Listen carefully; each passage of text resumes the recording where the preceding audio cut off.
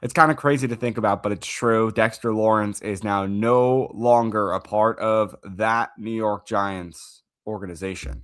Welcome in to another episode of the Giant Take podcast. I'm Josh, and yeah, I mean, it did happen last night. I'm recording this Sunday morning now, and it's been a few hours, and obviously Dexter Lawrence has been talking about requesting a trade and requested the trade a few weeks ago at this point. So yeah, maybe it is okay. Not as crazy that he's gone, but it is in a way that he's been the longer or one of the longer tenured Giants on this team. And despite the trade request, it seemed like everyone, or at least I did, and certainly my co host Alex did as well, that Dexter Lawrence was going to come back. They were going to figure something out. A contract was going to get negotiated, but that doesn't seem to be the case. And now, with the Giants' perspective, getting a just straight two top 10 picks, now getting the 10th pick from the Bengals, nothing else included, I'm still kind of indifferent about it. I think if it was a first round pick next year, I think the Giants also could have gotten something else with it, like a first and a fifth round pick next year, because those aren't valued as heavy as they are now, right? Because it's just next year and you don't know who's going to be where. And so it's kind of easier, I feel like, to get more value in future years if you do that. I think the Giants were probably looking, and it seems like they were in the 20s for a first round pick. They thought Dexter Lawrence was more valuable than that. If it was something straight up, they would want 20 something and a later pick in this year or next year's draft. Wasn't getting it. And I think when they circled back around to the Bengals and eventually just got the 10th pick straight up and saw that they can have the opportunity of having two picks in the top 10, it was, I guess, a no brainer. Now, I don't think this is a fleece by any means. I don't think this is a, oh my God, the Giants won this trade. Like, absolutely. Like, this is a landslide. And I don't think it's that way for the Bengals either. We're still waiting on the contract today, which I think will be finalized, about how much money Dexter Lawrence is going to get paid. And mind you, he's going to get paid. He's going to become one of the top defensive tackles, I should say. One of the highest paid defensive tackles in the NFL. And it's funny because I don't even know what the Bengals are planning now with the defense. I feel like it's just the same rinse and repeat method for them because Trey Hendrickson and, Chase and Burrow, and, you have all these huge contracts, and yet every year the whole issue is the Bengals and having no O-line. But that's the deal there. That's on them. I don't know what they're going to do there. But this completely now restructures how the Giants draft looks, of course, because two top 10 picks. I mean, just think about that. It's pretty good. Gives you the option to even trade back and get more assets. But I don't think that's what the Giants will do.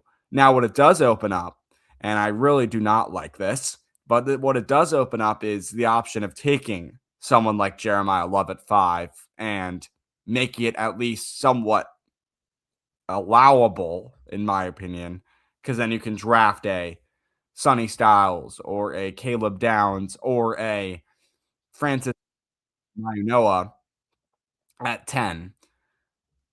Now, I spoke on this in the last episode with Justin Panic. If you haven't listened or watched that one, please go do that. We really appreciate Justin for coming on, and he always gives great insight. So definitely check that out.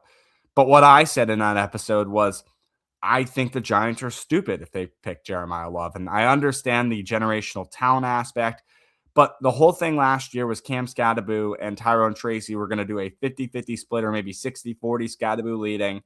And that is the Giants running back room. The Giants have running backs. You're going to have, a triple head monster now if you bring in Jeremiah Love with Cam Scadaboo and Tyrone Tracy. I understand the injury troubles with Scadaboo, but then that just shows that you doubt him when you drafted him last year. Why would you doubt one of your draft picks this early on? If the injury troubles, I think, happen again this year, fine, draft a running back. I don't think this is also the year in the Giants rebuild, per se, that you can draft a running back. Do that next year. Do that 2 years down the line. Trade for one next year, because you still need to figure out these key pieces before you go out and get you star position players. I understand the wide receiver room is limited. I think that's okay to target. I think if you pick a guy again like Styles or Caleb Downs or Mayunoa at 5, then you can get like a Carnell Tate. You can get I know a lot of people, I kept on seeing that the Giants were visiting. Joe Shane flew to Arizona to attend Jordan Tyson's workout yesterday. He also had dinner with Tyson the night before. And that was reported by Mike Garafolo last night. I know that was trending a lot. So did the Giants, make that trade, and maybe they're looking for Tyson at 10? That could definitely work. But I just need, if the Giants go back-to-back skill position players like that and get Love at 5 and then a wide receiver like Tyson at 10, I think you are wasting top 10 picks. And why do I say that? Well, because you need a better O-line to protect Dart and these options if you want Dart to even be able to throw to Tyson and hand the ball off and hope that Love gets yards. And then when they're not on the field and the defense is on the field, the Giants do not have a linebacker duo right now that can make something happen. And the Giants need safety help. So, okay, if you get Love and Tate, that's great. You can get some points on the board, but how are you going to be able to keep that lead when you don't have defensive players? That's why I'm saying too early in this rebuild to go skill position players here this early. I think I would be fine drafting a wide receiver at 10. I don't want one at 5. I don't think the values of these wide receivers are high enough. Like Lemon, Tate, and Tyson are, I think, the same level. And as in that level is the later half of the top 10. So if one of those three guys are available at 10 and you take them, I'm not upset as long as it's an offensive lineman, a safety, or a linebacker getting addressed at pick 5. That's my opinion there.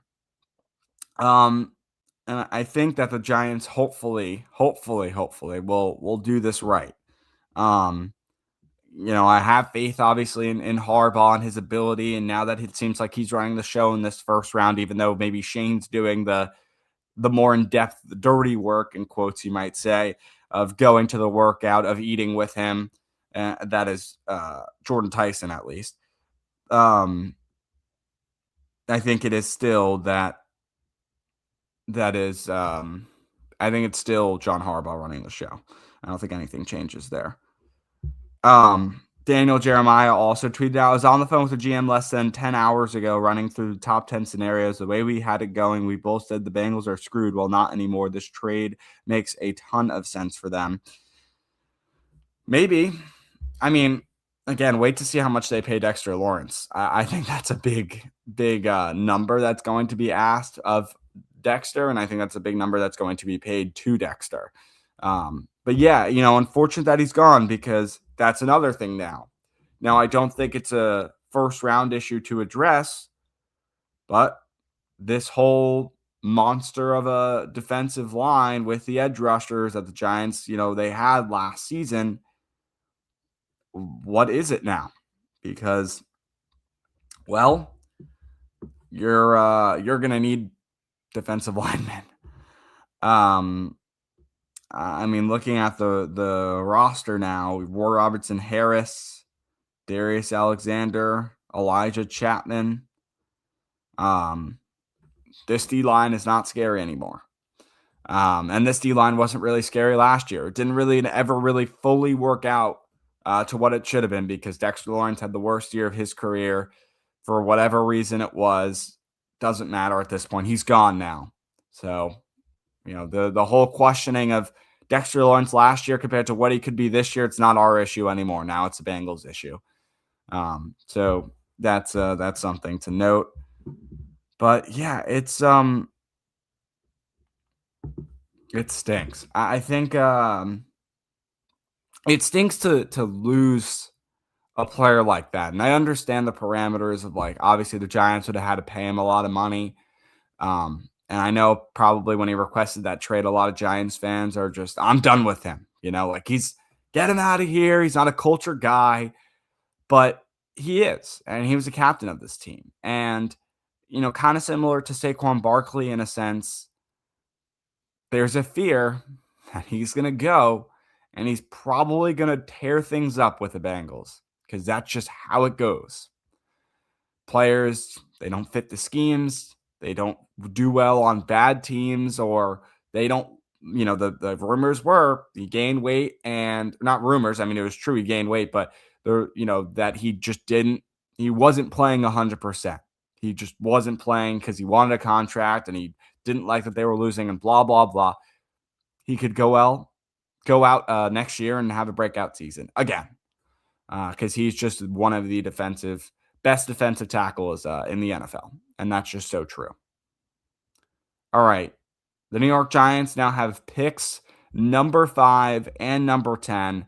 And I leave you with this. And obviously, let me know in the comments down below if you're watching this video who you want now at 5 and 10, or how you want that to go. If you're listening, you can go and hit our social platforms. The Giant Take Pod is what they are, and let us know what you think the Giants should do. But yeah, my opinion stays on that. At 5, you go offensive tackle with Francis Manoa, and then you go linebacker with Sonny Styles or safety with Caleb Downs. And then at 10, if either of those 3 guys are still available, then you go them. And then my second tier, if that's not the case, I am okay with one of the Tate, Tyson, or Lemon in terms of the wide receivers. Stay away from Jeremiah Love. Not a position you need right now. I don't care about the generational talent. You do not need a running back. And that's my statement there.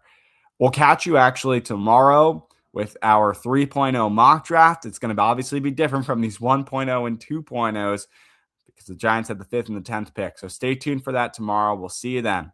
Peace.